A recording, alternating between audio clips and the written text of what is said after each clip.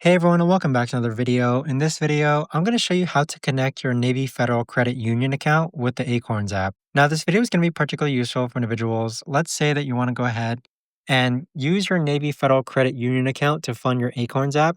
How do you actually go ahead about doing so? Now, this video is going to be short, sweet, and simple, guys. There's not going to be a lot of steps involved. Now, in order to do this, what you're first going to do is log on to the Acorns app, then click on the upper right hand corner, your profile icon, then go into settings, then click on linked accounts. Next, click on link another account. And then on this page here, you either have to verify your account with your phone number, or it's going to allow you to select your bank. So you could actually go ahead and select Navy Federal Credit Union. And then on this page here, it'll prompt you to actually log into your Navy Federal Credit Union bank so that you can select which accounts you want to connect with the Acorns app. But there you have it, guys. That right there is the best and easiest way that I know of to actually go ahead and connect your Navy Federal Credit Union account with the Acorns app. If you guys know of a better or easier way to actually do this, let me know in the comments down below. I would love to know. Thanks so much for watching, everyone, and I'll see you guys all in the next video.